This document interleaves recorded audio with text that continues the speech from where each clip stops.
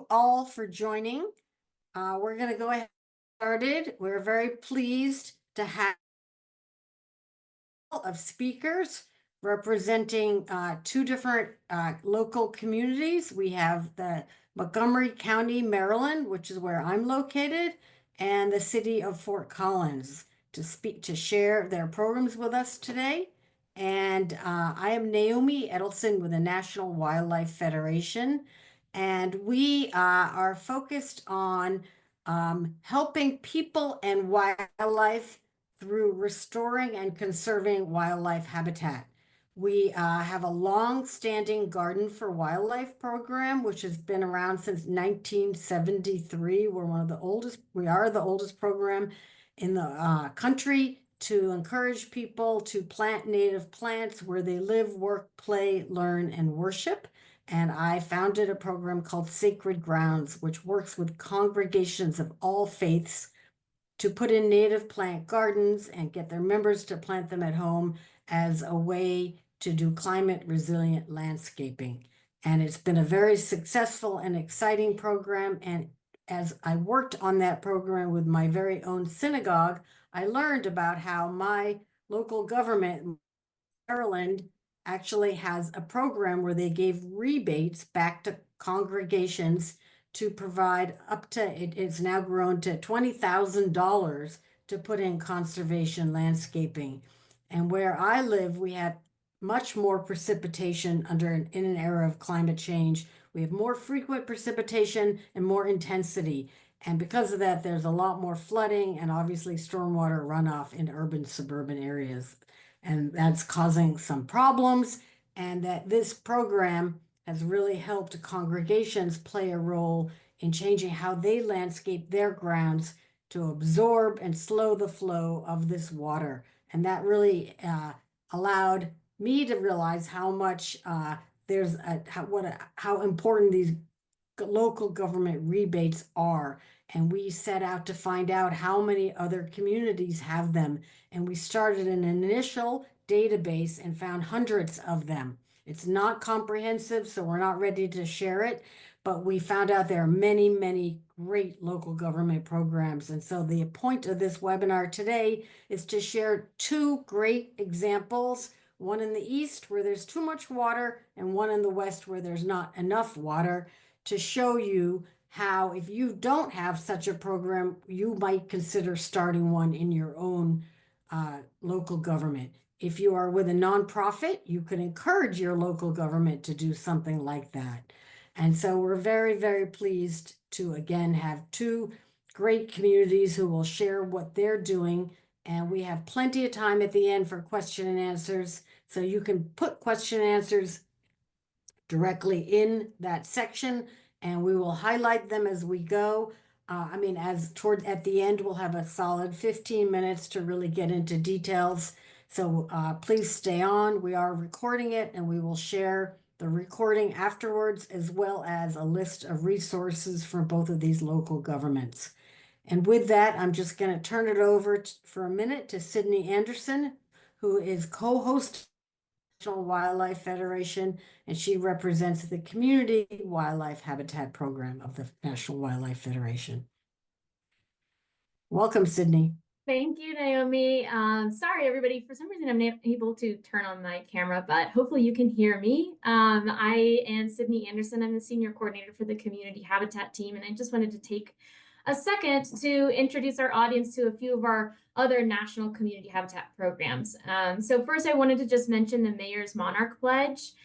This is a pledge that's taken annually by mayors and other local leaders and is used as a framework for municipalities to achieve community-focused pollinator conservation goals. And you can learn more about the program at the website, at our website, which I think will be available to you momentarily in the chat. And on the website, you can see there's or resources tab. If you hover over that, you can click on engage your mayor if you're interested in encouraging your own mayor or other local leader to take the pledge for this coming pledge year for 2025. The pledge year opens up on December 1st, and we would just so appreciate any support that we have from all of you in encouraging new mayors to take the pledge. So thank you in advance for your support. Next, I just wanted to mention our Trees for Wildlife program. We work with select partners to plant native trees across communities where they're needed most. And this is for both human and wildlife benefits. And last year we planted nearly 60,000 native trees, and we look forward to meeting or exceeding that number for the coming year. So hopefully you can also access the link in the chat to the Trees for Wildlife program page. Learn more about the impact of that program, and you can also reach out to our team. Our contact information is on the website as well if you're interested in learning more about potentially partnering. And then lastly, I just wanted to highlight our Community Wildlife Habitat program.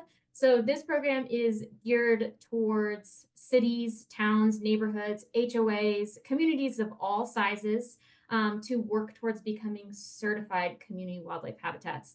And they do that by earning points through a number of ways, including engaging their community environmental education efforts, engaging in stewardship and conservation work in their communities, creating habitat through the Certified Wildlife Habitats program, and that's individual properties, yards, community spaces, including libraries, etc., places of worship, of course, and it's a great program, and I would really encourage you all to check it out and learn how to register your own community if you're interested at our website, which the link should be available momentarily.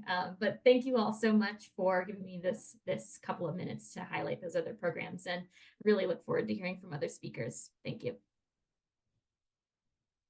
Thank you very much, Sydney. We really appreciate it.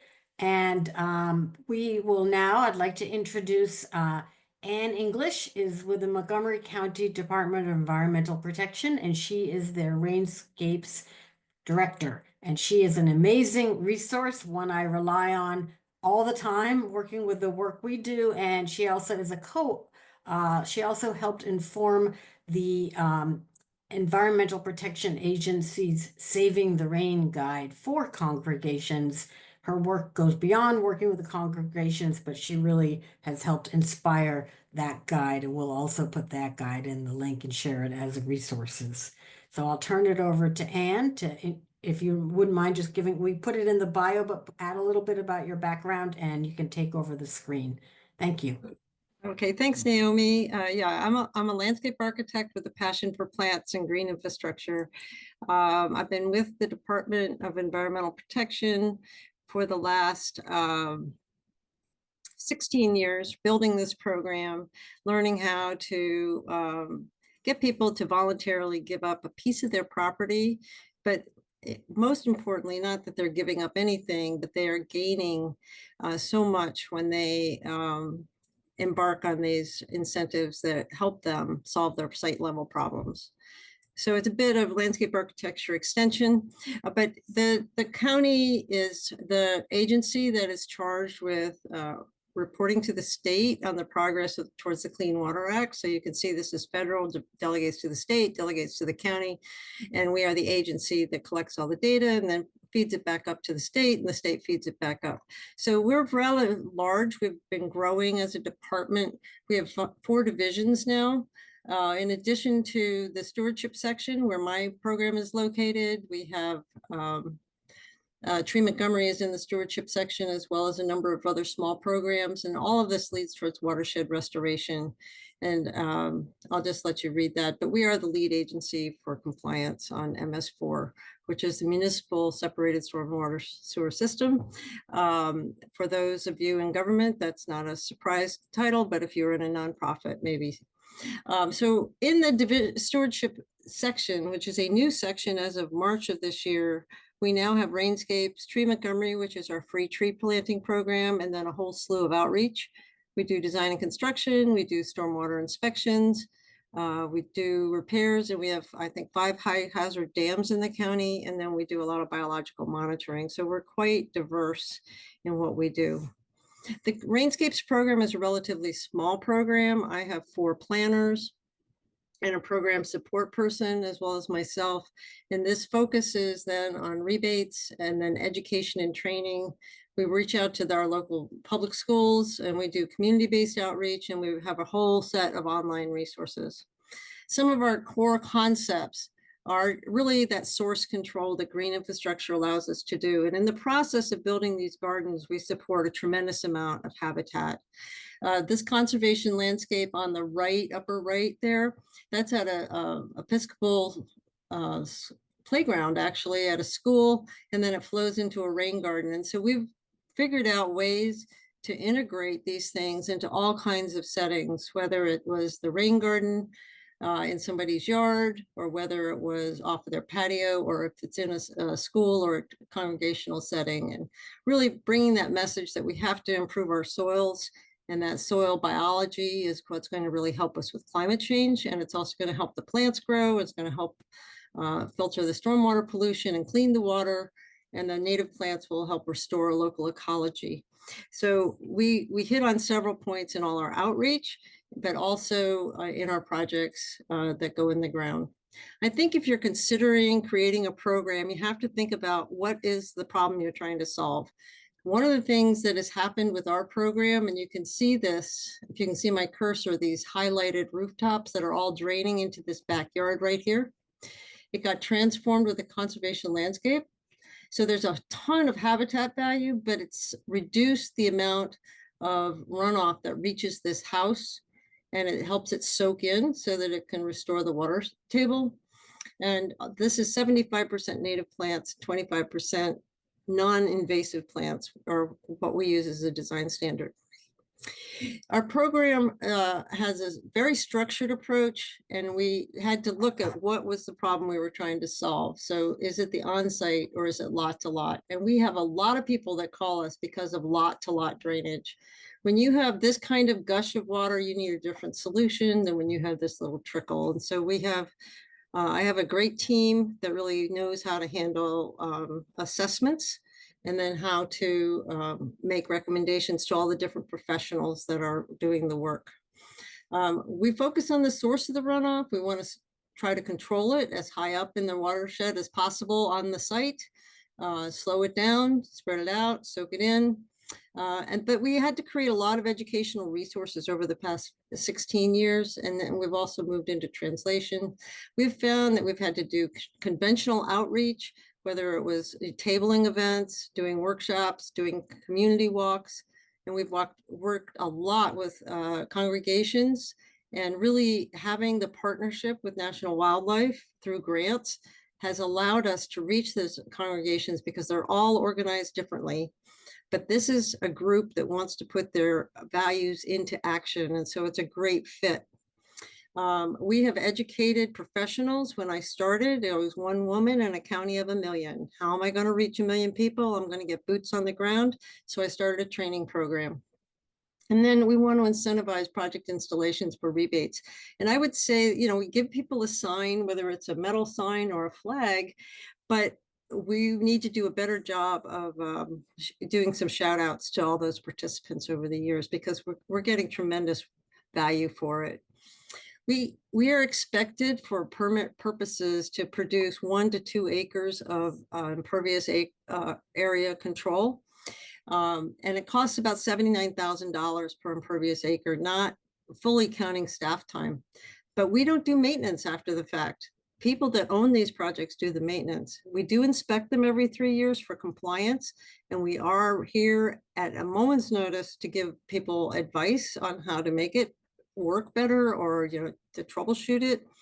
But it turns out to be not only people feeling value from that tax dollar, but they get real solutions they're proud of, and they take care of them because they have so much investment. We do now about 10 to 20 outreach events per year. Early in the program, we did a lot more outreach, but we are so popular right now. We haven't done a lot of outreach only because of workload. I developed a growing program, which grows native plants for within the high school, and then we take a percentage back And then the rest of the school can use to do a plant sale for native plant sale, or they can do a project with a local group. And this has been a very cost-effective program over the years, and we are continuing to grow that program. So basically, we have this graphic, where can you put a rainscape? Where can you put this green infrastructure? And you can see if you start to take out the lawn and you start to put in, whether it's permeable pavers, which help the water table, or you, I'm distracted by the bar that dropped down, so I hope you can see all my little icons. But you can see what they look like. This is at a theater, the conservation landscape. This is in somebody's front yard. We're really changing what it means to be a good civic citizen in your yard, whether it's on your roof, whether it's an aqueduct that's dumping into a rain garden, or you're just doing simple water harvesting, which is fine in our neck of the woods. Okay. I don't know why this is stuck. There we go, 15. So people have changed their front yards. They've changed their back patios. They've caught runoff from their driveways. We've done dry stream beds with plantings in them because it's the roots that are going to stabilize it. And all of these native plants out there, we have over 19 acres added, which sounds like not very much. But when you consider we're going lot by lot by lot, it actually takes a long time. It's like being a stormwater evangelist almost from a government setting, but people really appreciate getting a check in their pocket at the end of it. One of the things that we realize is people don't know where to start. So we start with simple ideas, but we really emphasize that you need to build vertical layers as well as a horizontal plan so that you have resilience built into your landscape during our periods of drought and heavy rain, because you have more foliage to intercept and to slow and protect those lower levels. The trees and shrubs give you structure, and we're creating that habitat. And it really also suppresses weeds, so it reduces maintenance. Conservation landscapes have been have grown and grown and grown in popularity. We started out mostly as a rain barrel and rain garden program, but you can see from these numbers that these are just the ones that we paid in fiscal 23. And our fiscal year goes July 1st to June 30th. We paid out 154 projects, spent $597,000 to do that. And you can see that 87 were conservation landscapes, the pavement retrofits were 24, and rain gardens were 13. And the reason really is conservation landscapes are easier. You decompact the soil, you put in the plants, you mulch them, you plant densely, and they're just easier, and they're about half the cost. So we've had upward demand for services. Once we increased our rebate in 2018, it exponentially took off. It happened to coincide. It went from 2,500 on a residential property, or I think it was, I want to say 7,500 on a like congregational property or an institutional property, and we changed it to 7,500 and 20,000. 20,000, it turns out, is a very nice number, but it's not enough. And so a lot of our congregational work is to get people ready to apply for a grant to do a project beyond. So we're covering about 25% of the cost, because what happened was before we raised the rebate, we were covering about 20% of the cost, and we thought, well, we'll triple it and we'll get to 50%. But instead, people have done bigger and more ambitious projects, and many more permeable paver driveways have gone in. We've been trying to reach all of our population. And one of the things that we were really pleased when we did a mapping exercise a couple of years ago was that our projects really fell exactly in the same distribution as our equity and high income and moderate income and mid income, that the distribution matched the economic profile of our county physically. So we have an application process. It's not on paper, it's in a database. And I would strongly advise get at least an access database level if you want to start a program like this, and be clear about what your goals are, of course, and what you're tracking, because there's a lot of little pieces of data that you might need to track and then report to somebody else. So if someone is coming into our application, they apply, They do the site assessment with a planner, and they turn in their project documents, like, here's my plan. And they wait for approval, and then they're supposed to install, and then they have a final inspection. We have all this in our FAQ on our website. And the Velociraptor was just a little fun part of the job. We've diagrammed it in terms of 1, 2, 3, like TurboTax. So having a simple way to explain it, that 30-second elevator speech, very important. So you submit, they get reviewed, it gets approved. Once it's approved, they install, and then they call us back for inspection, and then all the closeout documents with the money, and then it goes for payment. Once it gets paid, once it gets approved for payment, then we tell people you have to get approval along the way or can avoid it, but usually people have a check in their hand about 6 weeks after the final inspection. Beyond all that, we do outreach. We have our growing program. We have contractor training and residential classes. And this is what makes the program work above and beyond having the offering of the rebate, plus having a program support person is another way that this program has been able to be successful so that people could be out in the field, but the desk work got done. We've also been moving towards iPads and Trimbles to VAP. We were just learning that today. We've created a lot of resources like this faith-based guide, and Naomi referenced the Saving the Rain, and we have a local congregational version, as well as a how to organize your congregational fact sheet. And this is an example of one of the rebate projects that was done at a county church, church in our county. Lots of different resources. We've found that people don't know how to design anything, so we've provided them conservation landscape examples for the Mid-Atlantic. We've given them planting designs for rain gardens. We've done all kinds of other things. They're all on our website. We've created language resources. These are not necessarily on our website, but we have them. And if you want copies to see what they look like, we can supply them. We have simple outreach materials. These are seed packets that we had custom made, and then we got seeds from a relatively local nursery.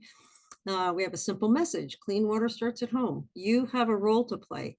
And if you're doing an incentive, you want people to know they want to be part of something bigger. This is one way to be part of something bigger. We have an electric gazette. It started up with maybe 1,300. It's up to about 11,000 now. The school projects, this is to help. They're a co-permittee with us. So we install things. We have our growing program.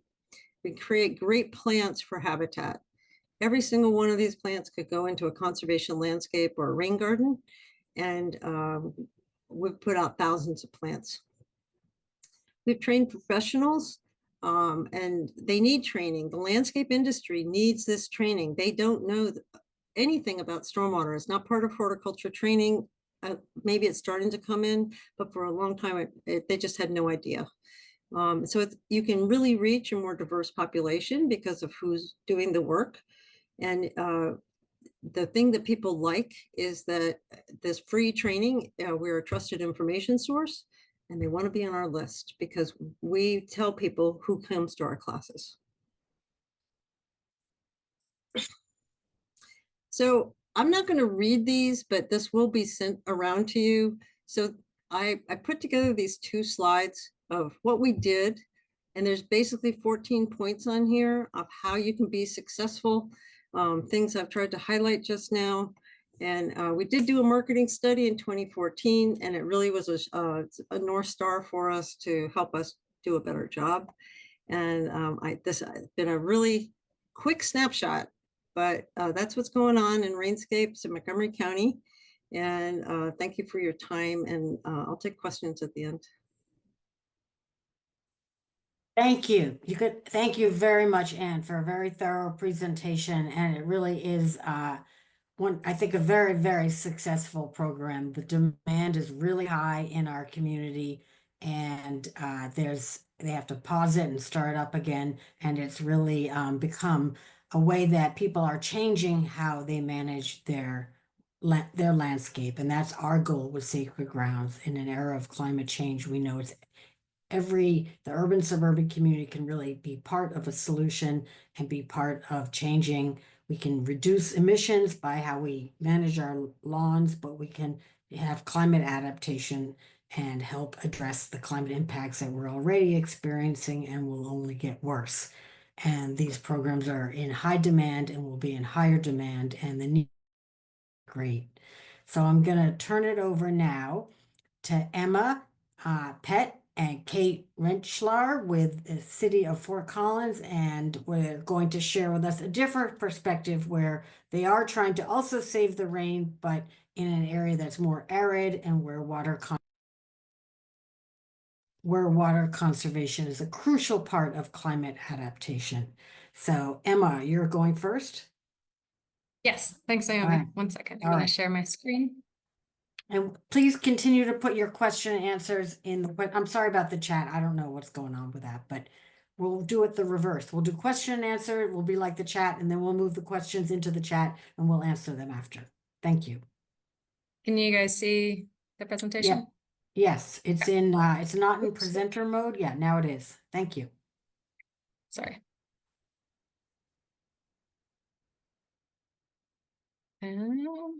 I don't know why it's starting here. 1 second. Okay. Sorry. My name's Emma Pett. I work for Fort Collins Utilities as a water conservation specialist. And I also have Kate Rentschler here with me. She's an environmental planner with Natural Areas. And we're going to be talking a bit about the Xeriscape Incentive Program, a program we run that's a rebate program to save water in our community. So some background on Fort Collins. We are in northern Colorado. We're a semi-arid climate. We get about 15 inches of precipitation a year. Fort Collins Utilities is just one utility that provides water. Within Fort Collins, there's about 5 different organizations that are providing water. We serve about 75% of the population, about 137,000 people, and they're using about 8 billion gallons of water a year. About 40% of that water that is treated is used outdoors. So that is a big focus of our program with water conservation, because that's some of the low-lying fruits for us. Like a lot of places in the US, turf is a default landscape here. High water turf, Kentucky bluegrass is very common, and that uses about twice as much water as we get naturally. So it's not a very sustainable choice for our community, even though it's very common. Colorado has been working a lot on reducing non-functional turf for that reason. So a little bit of background about where we get our water and why we are trying to conserve water. We get water from 2 sources. One is the Cashflow-Poudre River north of town, and the other source is the Colorado River, which goes into Horsetooth Reservoir, one of our storage reservoirs. As you guys have probably heard, there's a lot of issues going on with the Colorado River and water shortage. So that could impact us in the future. Some other supply challenges we have are climate impacts. A few years ago, we had a really bad wildfire that affected all of our water on the Poudre River because of flash floods going in. And we had to switch our main supply to Horsetooth Reservoir. So wildfires are becoming more common. There's less snowpack. We're having earlier runoff, and we don't have the storage capacity currently to hold water that's running off earlier. So those are some challenges that we're trying to work through so that we have a sustainable water supply for the future. This is an image that shows water conservation in our community since around 2000. We've reduced our water usage by about 30% during that time. This orange line is our population growth. So our population has gone up. We have reduced both residential and commercial in that time. So one of the reasons that we are really focused on water conservation is it's the cheapest way to have a reliable water source in our community. We could buy more water, but water is scarce and it's really expensive.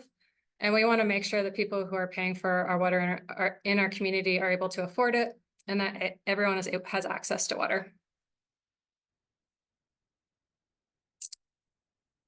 So the program I'm going to focus on today is the Xeriscape Incentive Program. We have a lot of different water conservation programs, both indoor and outdoor.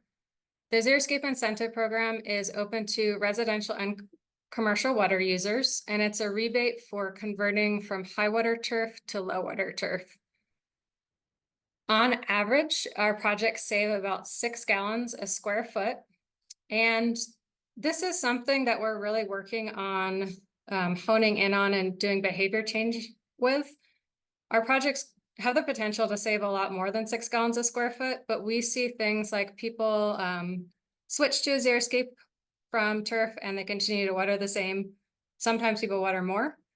And then there's other people on the other side of the spectrum who are reducing a lot. So we're trying to figure out how to change behaviors with people who are doing the xeriscaping so that we can have more water savings. On the right here, we have a picture of a project that went through our program. The top one is the before, and the below is the xeriscape that they put in. And this is exactly what we're looking for with our projects. We want something that's aesthetically pleasing, but also that has native plants to support wildlife. We're not just looking at water savings.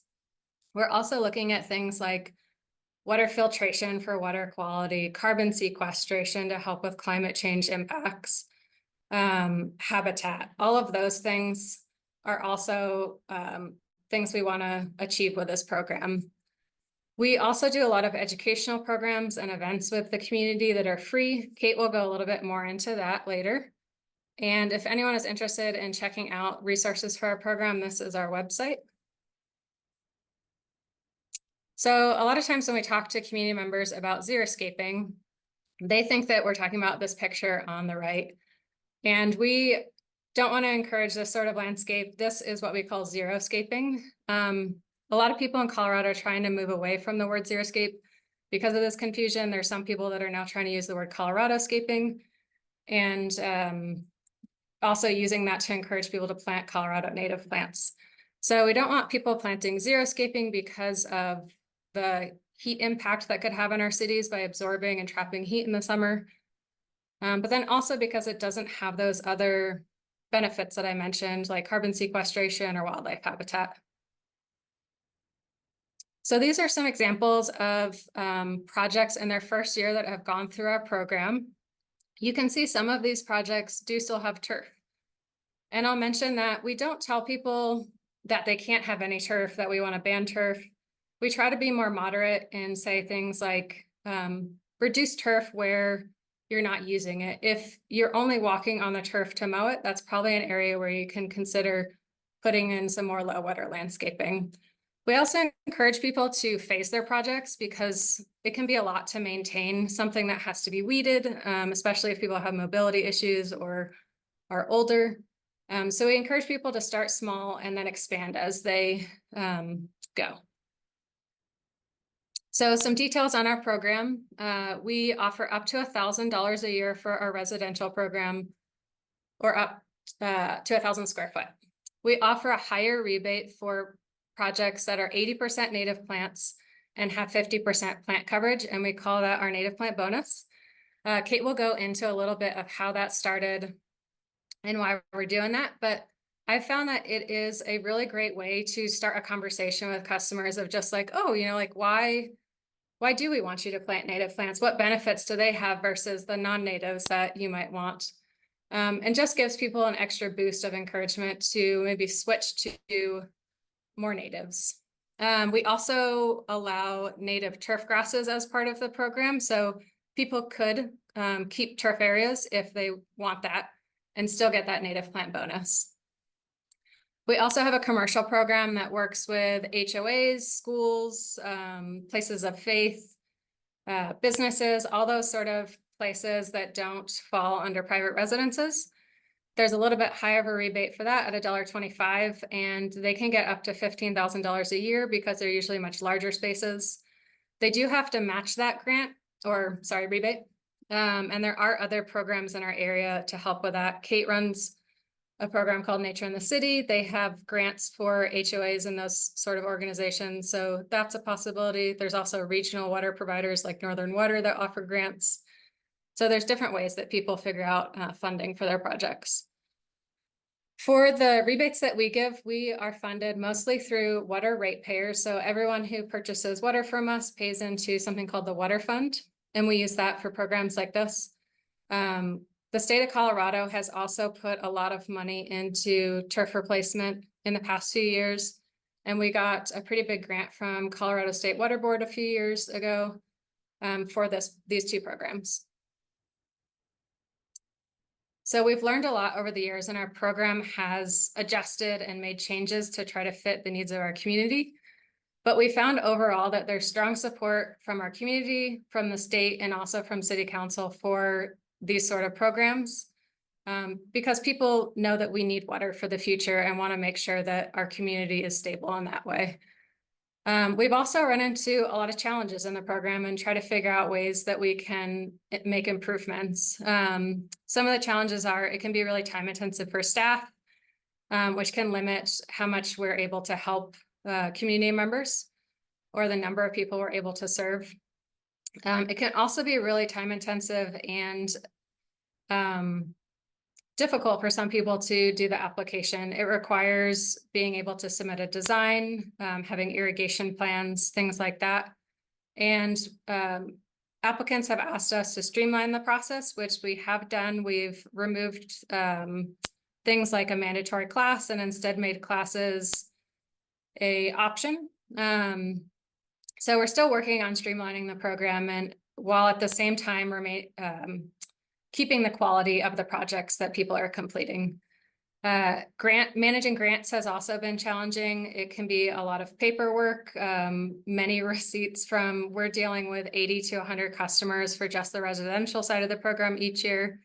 And that can be a lot of reporting requirements. The other thing we've run into with grants is we've wanted to raise our rebate. We have a lower rebate compared to a lot of the places in the state and in the Western US. A lot of people give a rebate of $3 to $5 a square foot. But because our grant language is so specific, we haven't been able to change our rebate amount or increase the square footage. So that's something to think about if you're thinking about long range planning with your program and accepting a grant offer. We're also looking at ways that we can better serve low-income customers. Rebates, we give a year for people to complete their projects, and during that time, people have to front that money. So that is not a great option for people who are working on a small budget. We have looked at things like switching to grants for people who are under a certain income limit. We've also talked about doing a direct install program. There's several other municipalities, Aurora and Greeley, who have direct install for low income. So that would be hiring a contractor to do both installation and design. The drawback with that is we wouldn't be able to serve as many people because one project could cost $10,000 or more for a front yard project, for example.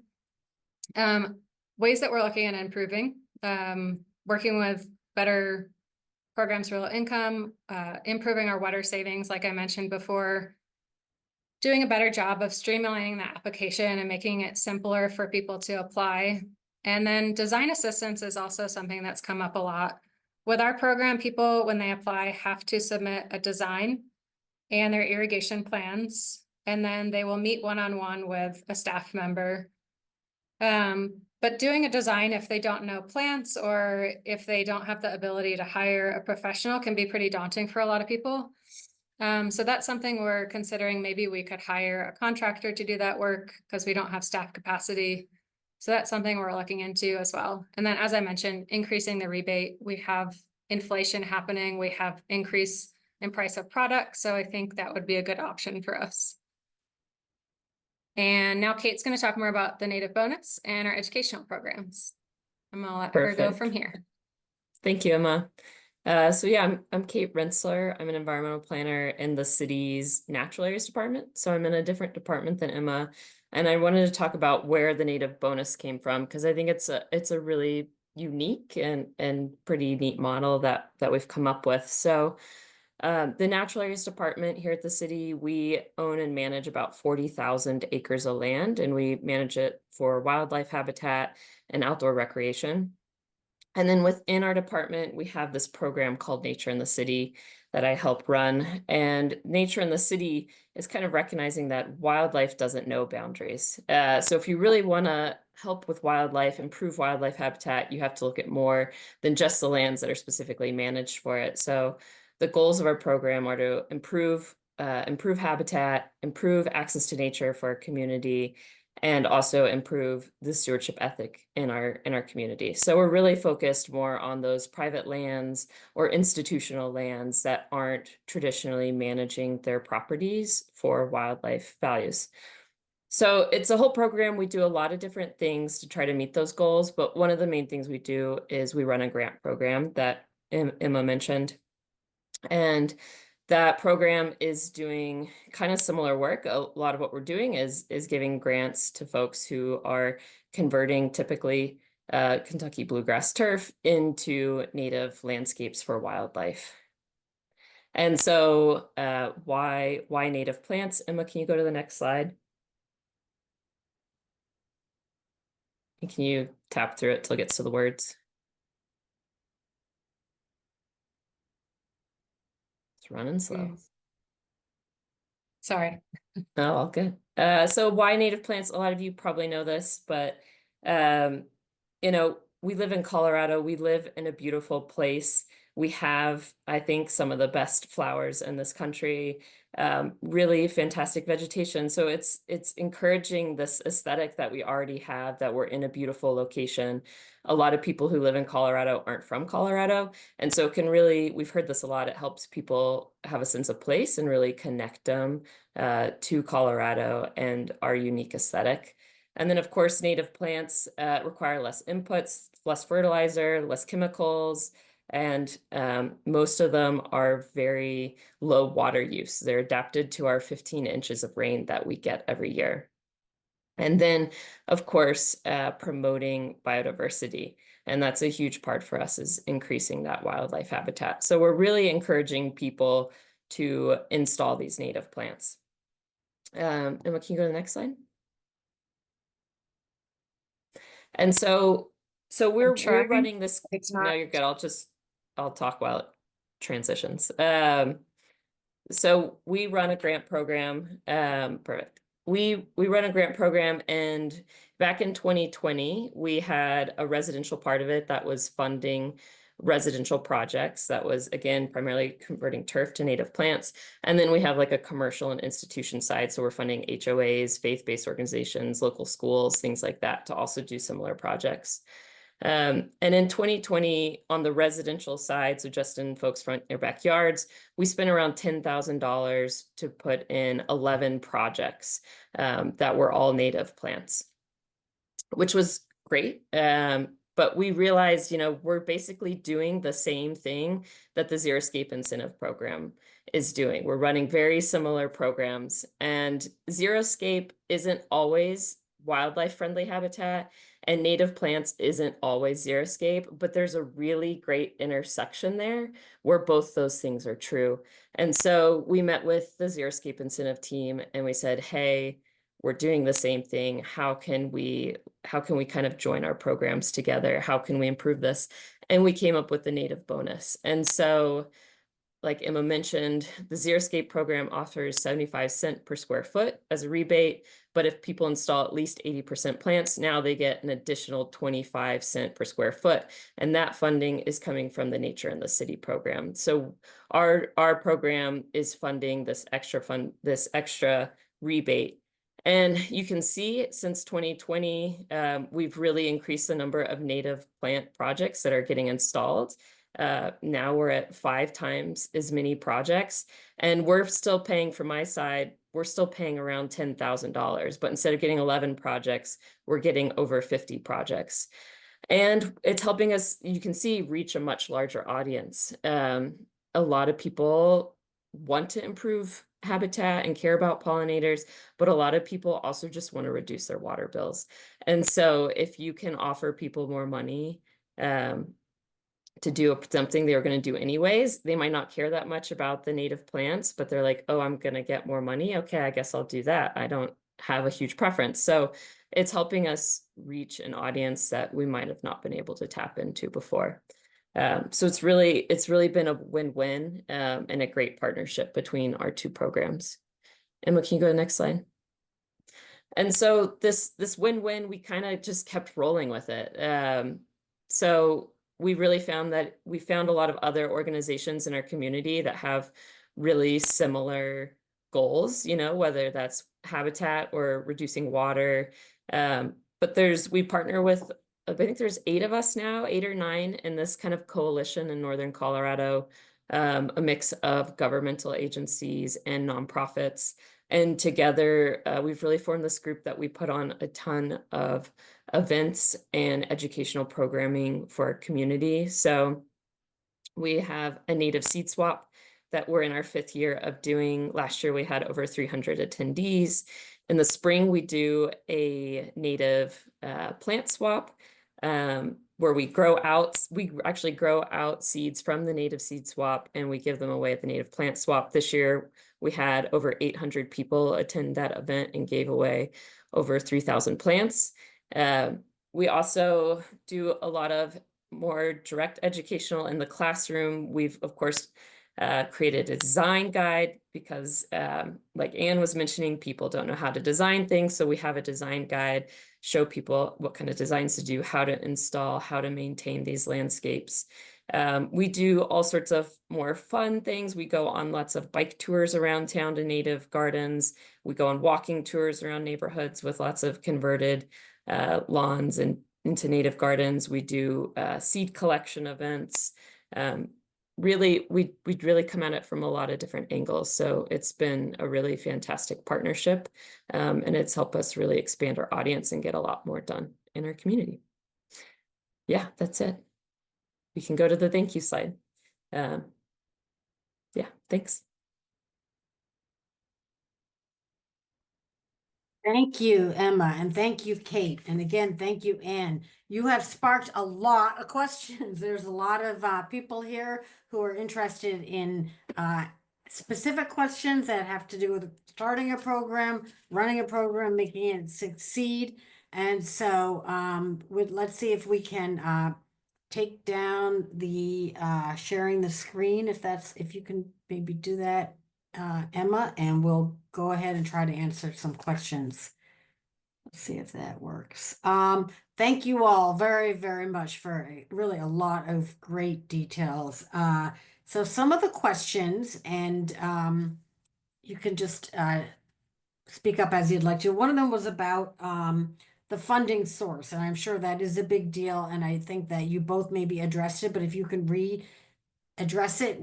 You can also answer some of these questions live if you want in the question answer box or in the chat. Actually, people can see it. But if you can each just repeat the funding source for this, that would be great. Yeah, I may have omitted that. We are fully funded locally through our water quality protection charge, which is assessed on the property tax. If you're in the county, there are 3 jurisdictions in the county that have their own permits, so they have their own fee structure, but most of the county is underneath the water quality protection charge, and that's where our funding comes from. We get a tiny fraction of it. Our total budget is $789,000. We spent last year, I think we were just short of $610,000 in rebates. And the Xeriscape program is funded through the water fund, which all water users pay into as part of their bill. And that funds not only our program, but a lot of other programs within the utilities. And then we also applied for a grant from Colorado State Water Board a couple years ago. I think that was around $1 million. And that was a grant that was a 5-year grant. And then Kate's program also gives us some funding as well. We also get funding from general fund, which is city council allocated. Yeah, and then the Nature in the City program is funded through a capital improvement tax. That's every 10 years, the community votes on a tax for doing large capital projects, and we're just a very small line item on that capital improvement budget. So thank you. The next set of questions around continuing that, like once the landscape is put in, how do you know, is it maintained in forever? How do you know? Do you do long-term monitoring? Do you do enforcement? There was talk of inspections. So some way of, I know from my experience, it's very hard to maintain these for individuals and institutions like faith-based places. That is a challenge. And how do you address that? Yeah. I can go. I would say that most of our residential projects are well maintained. We now have an inspection program uh, which checks them every 3 years. And that is recorded and reported. And then we had a grant that we worked with the Alliance for the Bay. They got a NIFWIF grant to provide maintenance coaching.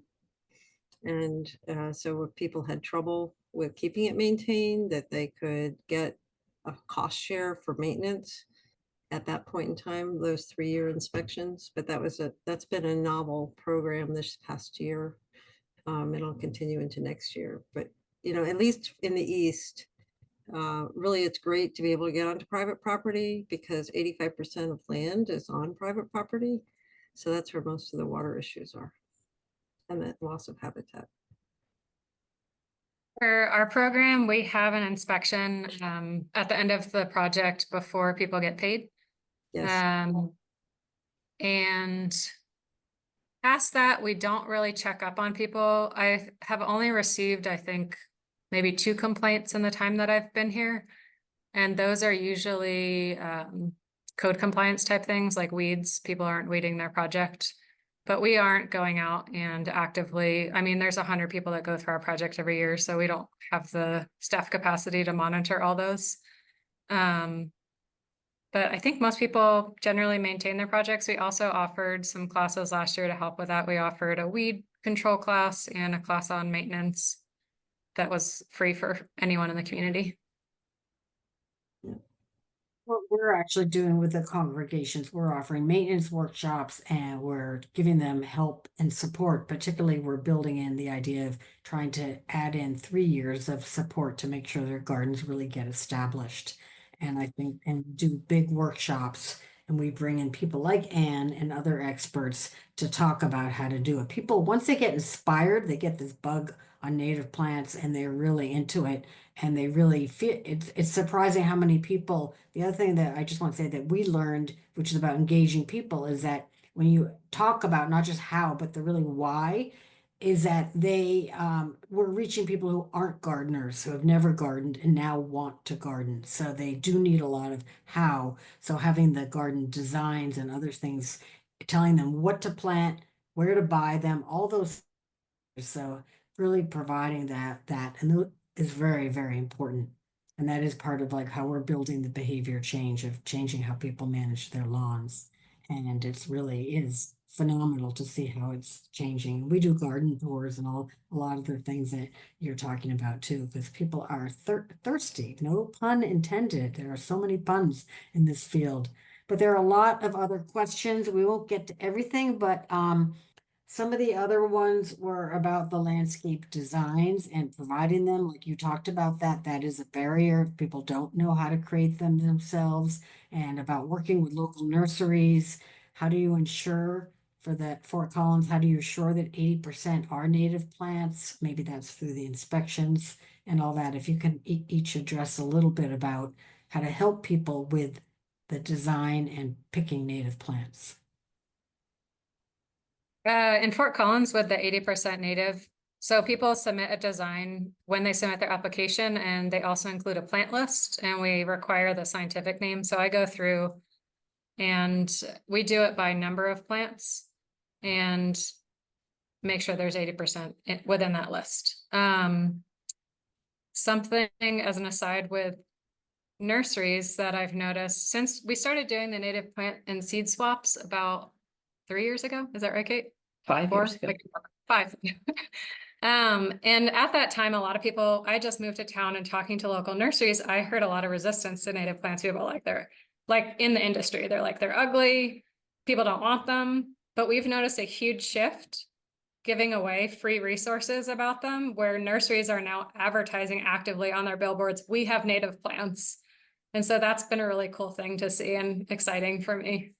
Yeah, we have when people submit their plans, they have to have both coverage and quantities that are, by space and number on both metrics of 75%. And we have a spreadsheet we've developed where they fill out that's applying fills that out, and that mirrors to another page that allows us to evaluate really quickly, do you have the square foot coverage? And then we can check as to whether it's native or not, and then it'll also calculate percent native by coverage, percent native by species, and then by what type of plant. So is it herbaceous, is it a shrub, or is it a tree? So we have lots of data, which I am really hoping very soon we'll be able to mine that data and really tell the public kind of what's out there. But Great. that was a game changer in terms of speed of evaluation, to have it in that spreadsheet. And, Okay. and that's downloadable from our website, actually. So there were a couple, I think we just have one, I'd like to wrap up, but we have one more question I'm not sure about, which was about legal issues, which may be too long to answer, but do you ever have concerns about investing public dollars to improve private properties? How are the native plant wait, there was one more legal question. Do you have any issues with liability if it's not maintained and causes damage? Those are a couple of them, but we'll just answer those in one sentence, maybe each of you, and then we'll wrap up. I'm just going to say that we're really careful as to where we allow rain gardens to go. We have not had any issues. Okay. We have not had issues at all either. We work with a lawyer with all of our projects. Okay, great. Listen, thank you all very, very much. I'm so pleased there was so much interest. There's a few other questions we didn't get to, and we can try to respond to you later. Please, we're grateful you attended. We're grateful, and we will share with you all the resources they compiled and send them out along with National Wildlife Federation resources, and we'll share their contact information. And I think this is really the wave of the future. Those of you who are interested and want to start one, we really encourage you to do that. We think it's a really solid way to make a big difference for people and wildlife. And in an era of climate change, we're just going to need, like I said already, more and more of everybody doing everything, and doing it through a voluntary incentive mechanism is really a great way to do things. And we believe you'll find a very thriving community by doing that. It's really an engagement and a biological tool. Did you want to say one more thing, Ann? Of course. Okay, go ahead. If you're going to set up a program, understand who your staff is so that you offer projects that your staff can oversee. Okay. Well, thank you all again. Thank you, Sydney, for the Community Wildlife Habitat Program to help advertise and promote and share the webinar and lead it. And we'll send everybody a recording. Thank you, Allegra, for helping make sure this goes well. And we'll be in touch with everybody. Thank you for joining us today.